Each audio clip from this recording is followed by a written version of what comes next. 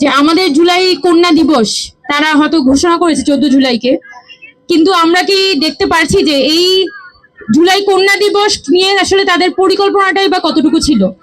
শুধুমাত্র আমরা দেখছি যে আজকে আমরা নারী ও শিশু মন্ত্রণালয় থেকে আমরা দেখেছি যে তারা একটা রিক্সা র্যালি করছে, একটু পরে সংস্কৃতি মন্ত্রণালয় থেকে একটা প্রোগ্রাম আছে শহীদ মিনারে। কিন্তু এই যে নারীরা গত 1 বছর ধরে আমাদের রাস্তাঘাটে তারা হ্যারাসমেন্টের শিকার হয়েছে, আমাদের সোশ্যাল মিডিয়াগুলোতে নারীদেরকে বুলিং এর শিকার হতে হয়েছে, আমাদের ইউনিভার্সিটিগুলোতে যান সেখানে কিন্তু দেখা যাচ্ছে মেয়েদের একই অবস্থা, মানে সেই একই ধরনের হ্যারাসমেন্টের মধ্যে দিয়ে তাকে প্রতি মুহূর্তে যেতে হয়। এবং যখনই আমরা কর্তৃপক্ষের কাছে যাই, যখনই সরকারের কাছে যাই, প্রশাসনের কাছে যাই, তখনই একই কথা থাকে যে আমাদের আসলে কিছু করার নেই, বা তুমি একটু সন্ধে চলো। তো একই নিয়ম, একই জীবন আবার মেয়েদের উপরে চাপিয়ে দেওয়া হয়েছে। এবং জুলাই মাস আসার পরে হয়তো একটা দিবস ঘোষণা করে শুধুমাত্র মেয়েদের অবদানগুলোকে লক করার চেষ্টা করা হচ্ছে। তো আমি যেটা বলবো যে জুলাই মাস তো শুধুমাত্র ঢাকায় আন্দোলন হয়নি, সারা বাংলাদেশ ব্যাপী কিন্তু মেয়েরা রাস্তায় নেমেছিল।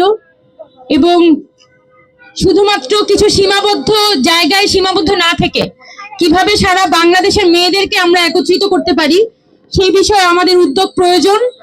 আমার সামনে নারী ও শিশু বিষয়ক উপদেষ্টা আছেন, তারই এটা দায়িত্ব যে আমাদের যে 11 জন শহীদ পরিবার আছে সেই 11 জন নারী শহীদদের স্বীকৃতির জন্য তারা কি কি ধরনের উদ্যোগ গ্রহণ করতে পারে। কারণ আমরা এখনো পর্যন্ত দেখিনি যে তাদের পক্ষ থেকে খুব যুগান্তকারী কোনো উদ্যোগ তারা গ্রহণ করেছে।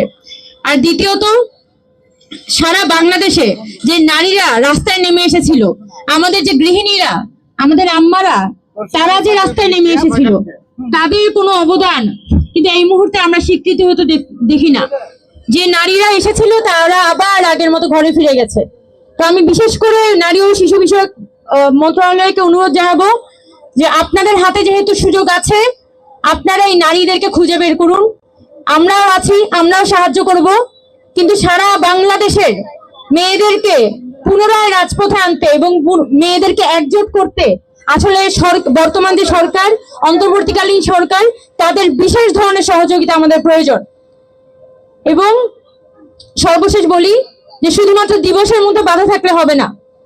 আমাদের 5 আগস্ট পরবর্তী সময়ে এখনো পর্যন্ত আমাদের ঢাকা বিশ্ববিদ্যালয় বলি, জাহাঙ্গীরনগর বলি, আমাদের রাজশাহী বিশ্ববিদ্যালয় বলি, আমাদের হলের গেটগুলোতে 10টার পরে যদি একটা মেয়ে ঢুকে তাকে প্রচন্ড রকমের কটু কথা শুনতে হয়, যেন কোনো একটা অপরাধ করে ফেলেছে। এবং আজকে একটা দিনের জন্য শুধুমাত্র তাদেরকে বলা হচ্ছে যে তারা 12টা পর্যন্ত বাইরে, সারা রাত তারা বাইরে থাকতে পারবে। তো সারা বছর ইউনিভার্সিটি সেফ থাকে না, আর এই একদিনের জন্য শুধুমাত্র ইউনিভার্সিটি চারপাশ থেকে বন্ধ করে সেফ ঘোষণা করা হয়। এটা তো কোনো স্বাধীনতা না।